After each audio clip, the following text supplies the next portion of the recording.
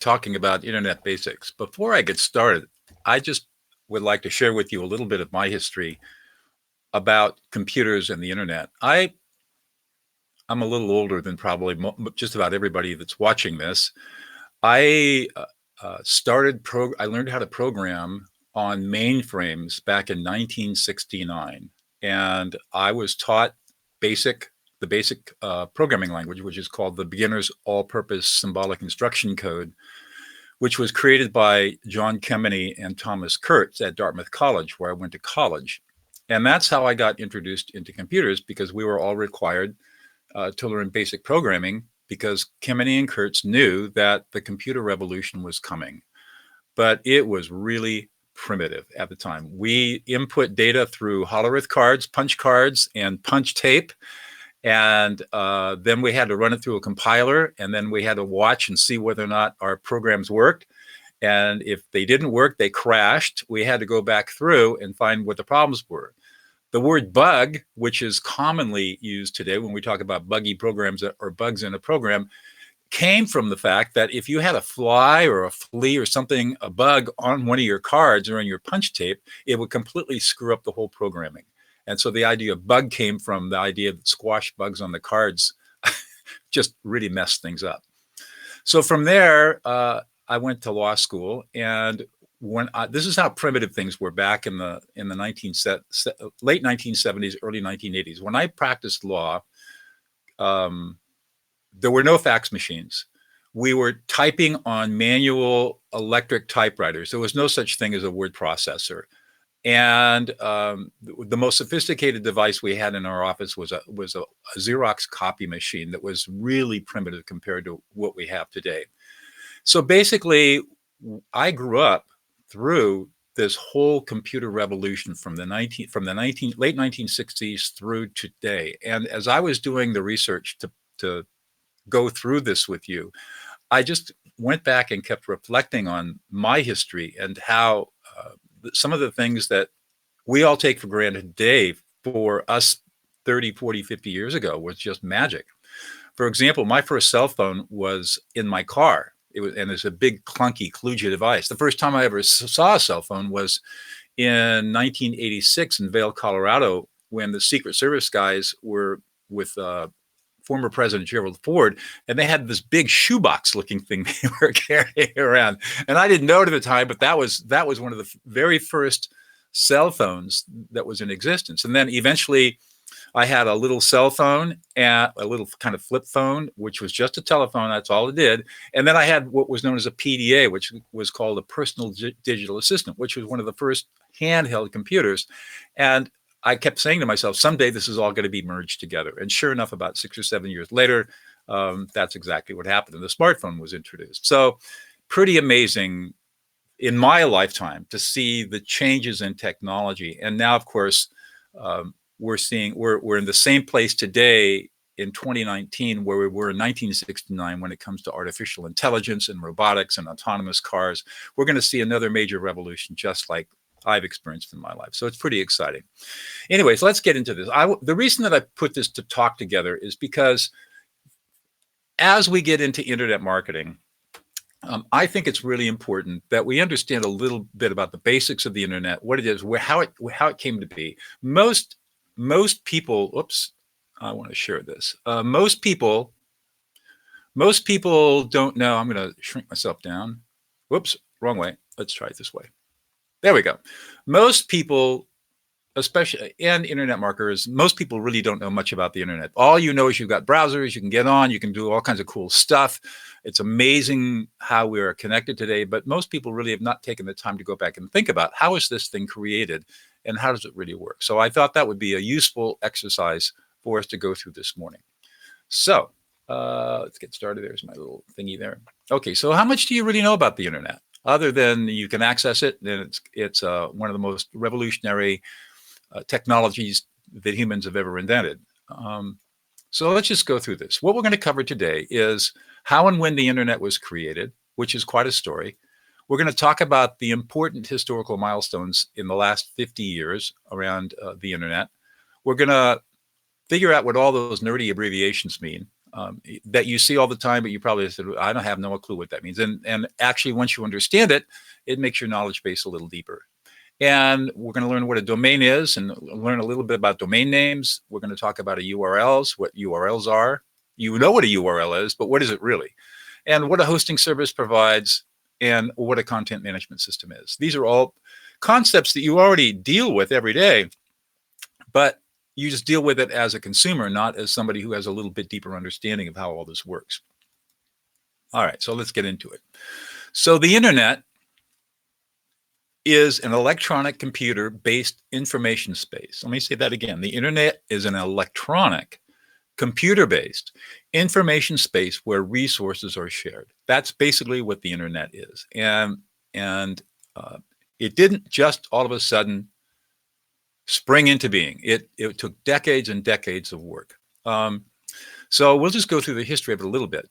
In the 1960s, computer science labs developed the mathematics funded by governments to develop this, what they wanted to call interconnectivity between computers.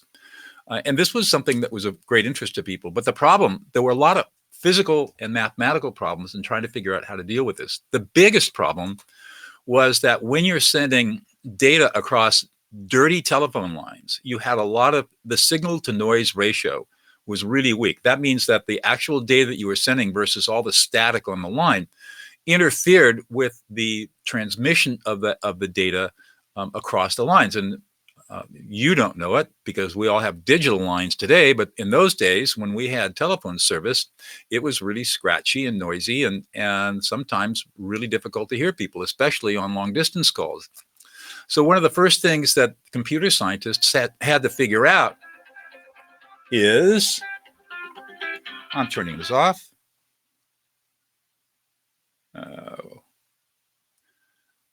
Come on. See, this is one of the great joys of phones. There we go. So what what scientists had to do is figure out how to transmit information, data across these old dirty telephone lines, because that was the only source of communication. And that took a lot of work to figure out how to do that. So and it took mathematics to clean out the noise from the signal. So that's what was being developed in the 1960s. Then packet switching and internet protocols were developed in the 1970s. These are the models that were used to transmit data across the internet so they wouldn't get lost. And what they decided was they would break up the data into little tiny packets of information and just strings of data, and they'd have a beginning code and an end code indicating that the beginning and the end of the packet, and the packets would go through various routers to end up at a given destination. And in order to make all that happen, they had to develop packet switching and these internet protocols. So then in the 1980s, the World Wide Web was invented. Up until then, the internet was basically a defense net called the ARPANET, and there was also a scientific net that connected universities together, but it wasn't really open to the public. And then a guy by the name of Tim Berners-Lee invented the World Wide Web, and his contribution to the technology was to develop hypertext markup language. That's HTML. You've seen the term HTML, and what it means is a way of transmitting data such as words and media files and pictures and formatted text in a way that can be transmitted over data lines. At first it was dial-up on telephone lines, and of course later fiber optics and digital and wireless and everything else. But he was the guy that invented this HTML system, and he was also the guy that invented what's known as the Hypertext Transport Protocol, or HTTP. And you'll know, of course, that we have you can use www or HTTP, or if it's a site that hopefully has got a SSL certificate for security, it's a HTTPS. These were all invented by Tim Berners-Lee, and it was designed as a system to allow for the retrieval and transmission of information across these old telephone lines. So then, when the World Wide Web was developed, it allowed people to share documents and information via these networked computers that were not networked in the way that we think of it, say, like a home network, but they were literally networked a long ways apart, very distant systems. And it also allowed different kinds of computers and different kinds of networks to connect with each other. So you could have a computer system in France connect with a computer system in the United States, and they were completely different systems, completely different networks. But the World Wide Web was sort of the universal system that allowed this interconnectivity between all these different networks and systems.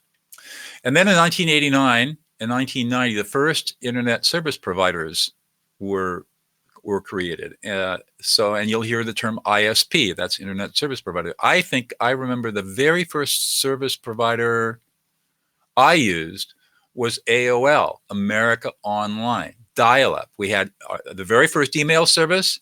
There wasn't much in the way of going out on the web, but AOL had its own content on its own servers. And so you could get content. AOL was an aggregator of information, and you could get content from there. And it was painfully slow. When we first started out on a dial-up, we were using what were known as dial-up modems.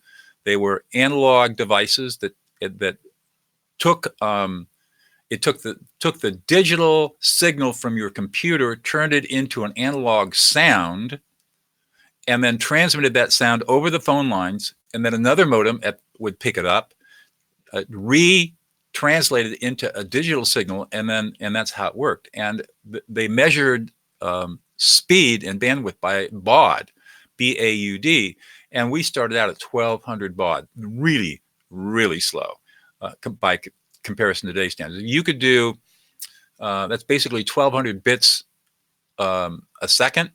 Bits, not megabits, not terabits, bits, really, really slow. And so, of course, we didn't have any kind of the interconnectivity that we have today. But for us, it was miraculous. We couldn't believe it. And so then, by the mid 1990s, the internet was now becoming mainstream, and now we're starting to see the explosion of technology. So the growth has been phenomenal. Just to give you a sense of this. In 1993, which was not even 25 years ago, 26, 27 years ago, 1% of the world's communication traffic was handled by the internet. In 7 years later, over half of the world's communication traffic was being carried by the internet. And 7 years after that, 97% of the world's communication traffic was carried by the internet. And today, of course, it's probably closer. It's not 100%, but it's probably 99.9%. And, we have seen with the growth of the internet, the decline of many technologies, like the United States Postal Service is really struggling because nobody sends letters anymore. It's all done by email. And, hardline telephone companies are abandoning their landlines because everybody's mobile or Wi-Fi. Or a voice over internet. And so the internet has basically disrupted the last generation of technologies. Amazing. So let's look at some more definitions, things to think about. So the question becomes, here we are, how does this all work? So I'm on the internet in my office doing this live stream event on Facebook. So, and you're sitting somewhere on your computer, desktop, or mobile device or tablet, and you're on Facebook and you're picking up this live feed event, or maybe I'm going to post this to YouTube too. So maybe you're on YouTube and you caught this on YouTube, the recording. How does this all work? Well, each of us we're at a location. We have a place in the vast internet. We have a place, and that place is defined as a resource location, and it's identified by what's known as a uniform resource locator, or a URL.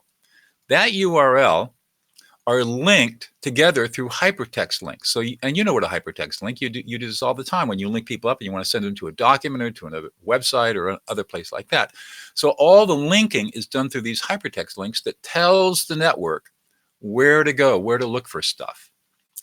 And the resources, which I'm using as a very broad term to include everything that we can gain on the access or get access to, are access through these computer programs that we call browsers, Firefox, Chrome, whatever it might be, the Internet Explorer, were probably the big ones.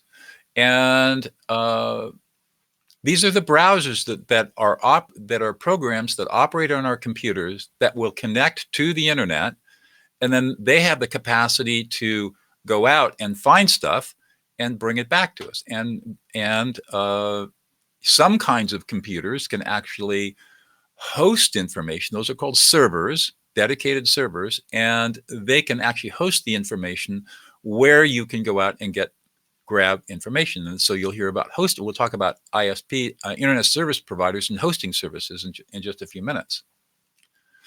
So one of the things that had to be developed was what's known as Transport Control Protocol, or TCP. And basically, that has to do with the transmission of information. That was really the TCP, or Transport Control Protocols, are really what were devised to send out these little packets of information I've talked about before. And over the years, TCP has changed. But the thing about TCP is that, and it's controlled by a bunch of international organizations, but the driving force is to make it as universal as possible. So no matter what kind of a system you're on a PC, or you're on a mobile device, or you're on an Apple device, you're running Linux, you're running Microsoft. It doesn't matter what you're running. Everybody on the internet can access the internet and use the internet because everybody's using the same TCP protocols, the same transport control protocols. And that is universal across the internet, which is why it works. Another concept is the Internet Protocol, or IP, and that has to do with not transmission, but how the data is actually taken apart and assembled as it's being transmitted across the internet. So you end up with these things called TCP IP, and you'll hear this term and see this term around, and that's what it means. It's just Internet Protocol, how we do this. And the Internet Protocol is going to tell us where everybody is.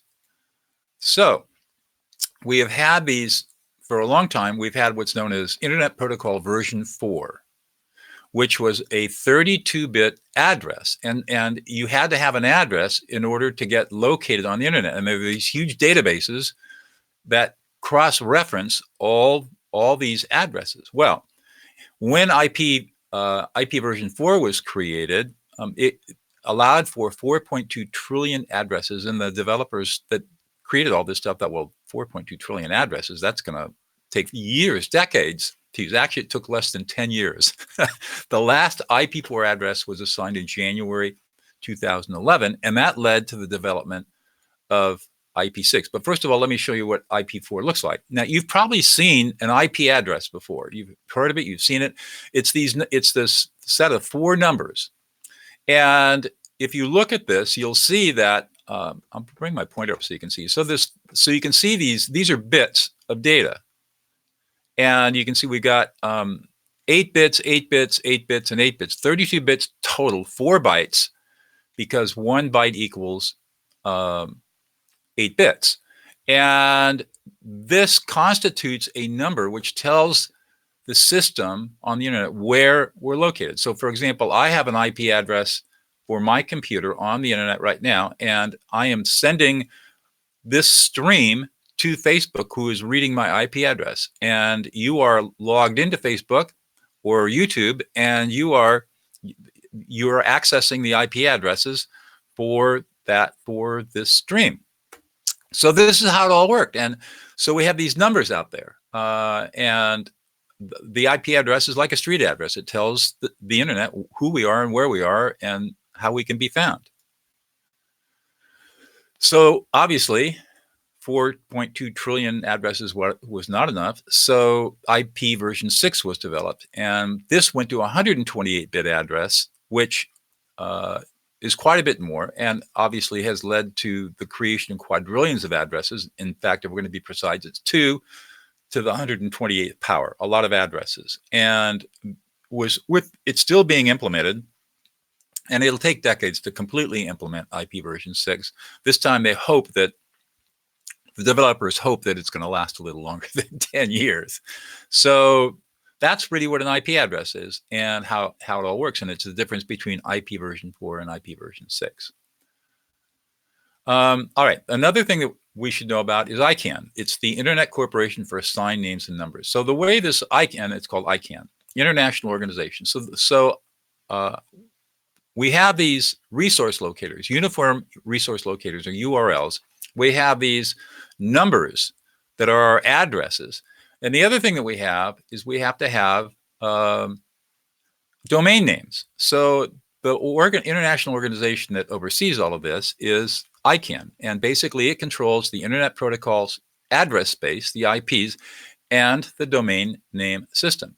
Because they figured out early on that people are going to have a hard time remembering numbers. But if we give our addresses names, like adviceandwisdom.com or google.com, people can remember those. And it's a lot easier to find that stuff. So that a whole system was developed where the IP address, the number, was converted to a name that had an extension on it. So google.com or edu or like Pacific edu or npr.org.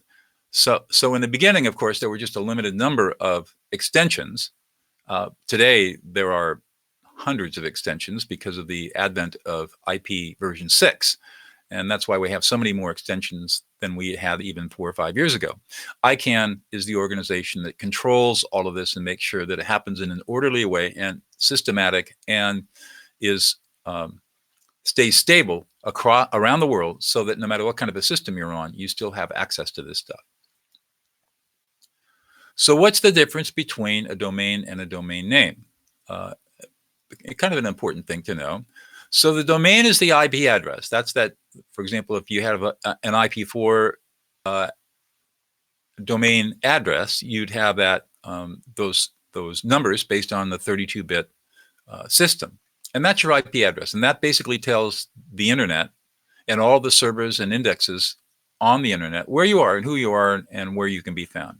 But as I said before, it's really hard to remember numbers. So we have this domain name system, which is called the Uniform Resource Locator. And you'll hear the term DNS, domain name server. Basically what it is a big indexing system. I mean, gargantuan indexing system where the IP address is cross-indexed to the domain name. So when you buy a domain name from a hosting service or a name place like namecheap.com or Bluehost, you get your name, DougNoel.com, let's say, and that's assigned to you, and then it goes out on, and it's given a number, and it's indexed in the system, so that if somebody types in DougNoel.com in the browser bar, it'll go out, go to the nearest index, find out where DougNoel.com is, translate it into a number, and then all of a sudden, boom, you're on my website, DougNoel.com. That's a very simple explanation for a very complex process, but that's basically what's going on. It's simply taking the number address, turning it into a name, making it easier for us all to navigate the web. So obviously, all domains must be located on the internet. If you have a domain and it's not located on the internet, it doesn't do you any good. You gotta be in the directory. You've got to be in the index, and we do this through internet service providers. And these are companies that host domains. So for example, Bluehost, which is a very popular, inexpensive ISP, internet service provider. What happens is you can have your website or your WordPress site or whatever you want to put on that's compatible with the web. You purchase a service through Bluehost, and you can create all your stuff within Bluehost, and then you're on the web, and that's how you find it. And then there are thousands of internet service providers around the country that provide for this, around the world, really. So, and you can choose between many of them. I happen to like Bluehost because it's one of the least expensive and most reliable hosting services, and I'll put a link there if you want to. If you don't have a website or you don't have a WordPress site and you're interested in getting started, then Bluehost is a good place to start. I think it's $2 a month or something like that. It's really, really inexpensive. So, and it's very reliable. It's so reliable that it is the official ISP for WordPress, which I'll talk about in just a minute. Okay, well, we're getting it. So content management systems. So now we've got a basic idea of what the web is all about. How do we use this? And so you've got your location, you've got your domain, and now you've got your place. Now you want to create stuff that other people can access on the web. And so what you are going to have to create is a content management system.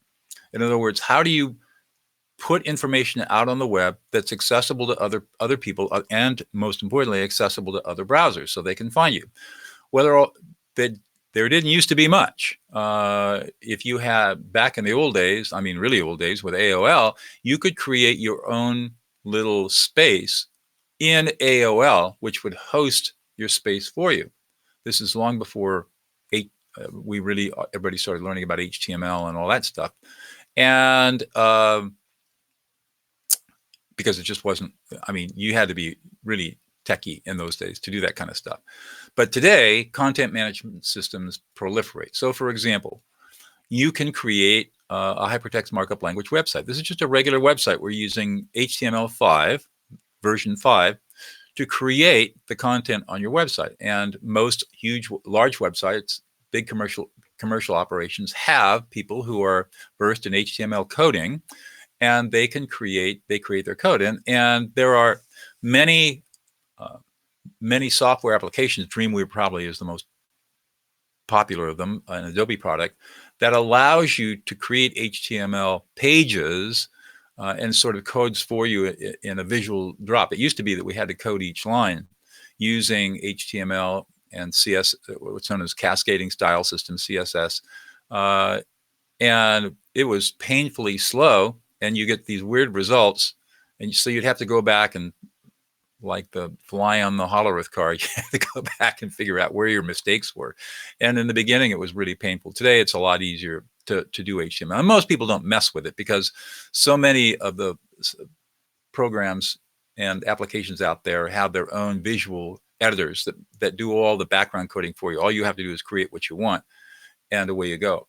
Another really popular content management system is WordPress, which was created, I'm not sure when WordPress was created. However, it has become sort of the standard. It was originally created as a blogging site. And because blogging was one of the first big applications on the internet back in the early 2000s. WordPress is nonprofit and it's totally free. But it has evolved over the years into a very powerful content management system where you don't have to have a lot of technical knowledge to build a beautiful WordPress site to feature goods, services, information, whatever you want. And so if you're doing a website, most people would advise, and I would advise, that the first thing you want to do is build, you buy your hosting service from, say, Bluehost. Bluehost will install WordPress for you absolutely free. And then you can start adding stuff to your WordPress site, both pages and posts, and all kinds of plugins that you can get to control stuff, and 90% of it's free.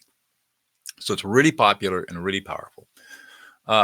Then in recent years, all right, so let's go, how does all this apply to internet marketing? When I first started marketing my trainings back in 2009, I was using WordPress. And in order to create either webinars or membership sites, or even a funnel, which was sort of not even well known back in those days, you had to use WordPress plugins like Optimize Press and Optimize Member, which were pretty effective in their time, but compared to today, they're pretty kludgy. They're still out there, and you can get them. And in fact, I have a couple of sites where I still use those plugins. But then in 2015, a guy by the name of Russell Brunson invented ClickFunnels out of Boise, Idaho. And following that, a couple of years later, some guys out of La Jolla, California invented Kartra. And these are just two examples of funnel systems. These are content management systems designed specifically for selling things on the internet. And they are extremely efficient. There's a lot to learn. There's a learning curve involved in all of this, but they are really effective systems for people engaged in internet marketing, because it's so easy to put a funnel together that looks really great and can draw a lot of attention. And then you have, there's another product called lead pages. If you don't want to spend the money that it costs to run ClickFunnels or Kartra, then you can get lead pages, which is a lot less expensive. And you can at least build a landing page or a sales page with lead pages. It costs a lot less money, but you do lose a lot of flexibility. But these are just examples of content management systems that internet marketers have been using as they've been developed. And we will, of course, see the evolution of this technology as the years go on. So you can think of a content management system as containers for information and documents and media that can be accessed by anybody that has any kind of a browser, whether they're mobile, tablet, or desktop. And this is what has made internet marketing possible, is because you have these containers where you can sell stuff. And you got email, and that allows you to communicate with potential buyers and send them to a page on a website where they might be interested in purchasing some kind of good or service. And that's what internet marketing is all about. Let's talk a little bit about search engines and the history of search engines. They're pretty important. So the first search engine was called Web Crawler. It was developed in the late 1980s, and basically what it was designed to do is to go out and start indexing all of these different places on the internet that were starting to be created. And in those days, it was just chaos. And I mean, places were out there, but how do you find these sorts of things? Because nothing had been indexed yet. So Web Crawler started indexing all of these sites, and it started ranking the sites based on how many times the site had been visited. So sites that got a lot of visits ranked high in popularity, and sites that didn't get a lot of visits ranked low. And that was the basic hypothesis for how to rank sites. And then in 1993, another company called Lycos came along and started developing its search engines. And then in 1994, Yahoo came into existence with its search engines. And then in 1995, there was a search engine called AltaVista. I remember AltaVista. I remember Yahoo too. And I liked AltaVista. I thought it was pretty effective. So I tended to use AltaVista a lot. And I never really was a Yahoo fan. I don't think I like the name Yahoo too much. And then, of course, the world changed when Larry Page and Sergey Brin created Google. And I want to tell you that story because it's pretty fascinating. So Google, specifically Larry Page and Sergey Brin, pioneered search ranking algorithms based on backlinks to the pages, not on the number of searches. And basically they created this whole industry called search engine optimization. How do you optimize a location on the website, a web page in particular, so that people can find it and it ranks high on your search results? And that was what their challenge was.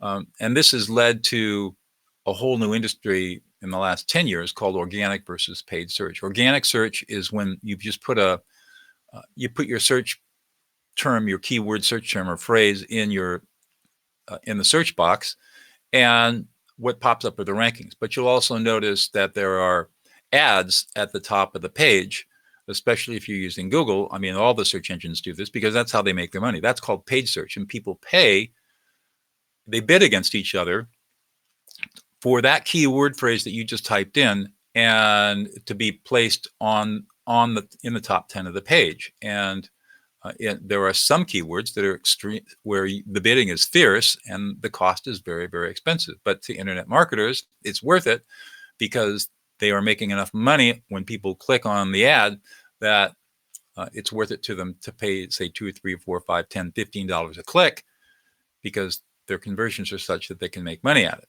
So that's the difference between organic and paid search. And the problem with paid search is it can get very expensive. So that's why a lot of internet marketers really work hard at organic search. Organic search is free, but it takes a long, long, long time to develop the traffic. It's very slow going.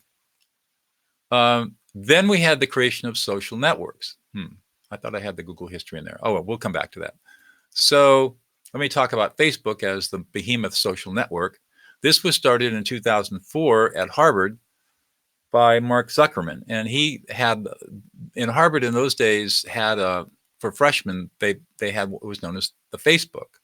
And it was basically photographs of all the students, freshman students, that people could access to see who their classmates were. And Zuckerman came up with the idea, probably a little misogynistic, of setting up a program where he got the pictures into the internet, and then you could compare girls, which girl was prettier, and you could choose. And that got him into a lot of trouble, but people really liked what he was doing, and so he eventually linked Facebook to all the Ivy Leagues in Boston and the universities in Boston. So he was doing the same thing for all of the students in New England, and then eventually to colleges across the country. This thing grew so fast that he quit school, moved to Palo Alto, and started developing this idea where he put it out into the real world. By 2005, it was so popular, he had 6 million users. In 2008 and 2009, it developed its advertising model, which is where it makes most of its money today. And by 2012, its ad revenue alone was $3.7 billion a year. That's how fast the thing grew. Look at this, 8 years. Incredible. And say what you will about Facebook, it has been an extremely successful financial enterprise. So here's my Google stuff. Let's talk about Google a little bit. So the whole Google concept started as a PhD dissertation by Larry Page in 1996 when he was at Stanford. And he hypothesized that backlinks on web pages provided useful information about the page. And so he wanted to see if there was a way to go out and index web pages by how many links linked to that web page. So a backlink is somebody who links to your page. So if I've got a page like the Facebook page, this Advice and Wisdom Facebook page, if people are linking in Facebook terms, it would be called sharing it or being fans, then the more fans I have or the more backlinks I have, the more popular the page is. And in the Facebook ecology, that means Facebook is going to send people to the page because it's popular. People like it. Well, the same is true with web pages. If you have a lot of people linking to your page, then Larry Page hypothesized that makes it a popular page. So he created a whole new system of search and web indexing based on backlinks. And he had to collect data for his dissertation, so he created this web crawler, and it began exploring the web in 1996, gathering data for his dissertation. This led to the PageRank algorithm, which was the core of the original Google search engine. What Page had learned, and by then he teamed up with Sergey Brin, was that the algorithm was far superior to the other existing search engine technologies. And so they developed this page ranking system and tested it in 1996 at Stanford, and basically they blew out the Stanford University computer system because it took up so much bandwidth. And so they too left Stanford and formed Google, and in 2000 started selling ads based on keywords.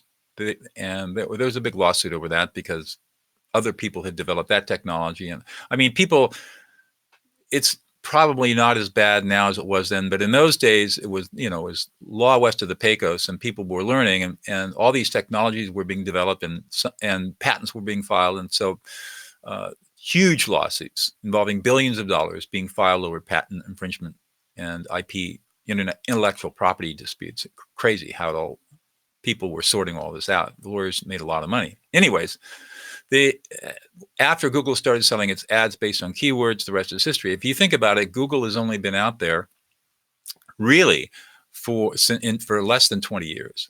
And yet we take it for granted today as being a search engine that most people see as the most powerful search engine. And of course, Google, if you follow the news, it became Alphabet, and Page and Brin just stepped down as CEOs of their respective parts of Google, and they control the company because they control the voting stock, so they'll be involved, but they're leaving the day-to-day operations to other people. And these guys are in their late 40s, crazy, multi-billionaires. So why is this stuff important? Why take the time to even understand a little bit about this? I'm an old guy, but I think that history is important. So I think that understanding a little bit of the history gives us an appreciation of how fast this technology is developed. And it's going to give us an appreciation of the acceleration of technology and the opportunities and challenges that will present over the next 20 to 30 years. Understanding how Facebook and Google started gives us some insight into their business philosophies, which is useful because they are the primary ways of using paid advertising for finding buyers for your products and services or affiliate products that you're selling, or whatever you might be selling as an internet marketer. So understanding also that these companies are very young. They have only been around for the most part, 10, 15, 20 years.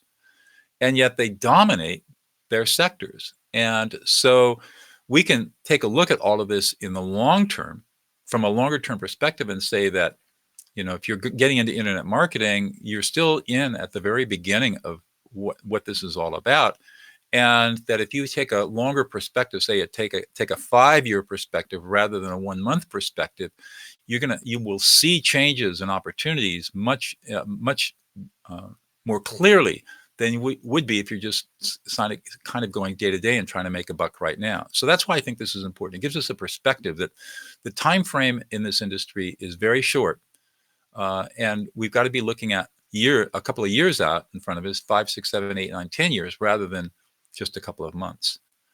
And finally, I think that as online marketers, we need to know the basics of the system we rely upon for our businesses. So, and understanding a little bit about the history and how this all developed is really useful in giving us, just basically grounding us in the history so we understand it a little bit better. So I think that is it for this session. I'm going to put a link up for Bluehost for if you are interested in getting a website or building a WordPress site and you don't have one yet. Go to Bluehost. It's nice and inexpensive and been around for a long time, very reliable. I'll put that link up on this post and on the YouTube post so that you can get it. And I hope that you will come back next week for our next Facebook Live session. Not sure what we're going to talk about, but watch for the emails and come back to Advice and Wisdom on Facebook by Doug Knoll and check out what it's going to be. Thanks for attending, and we will see you next time. And it's time to quit.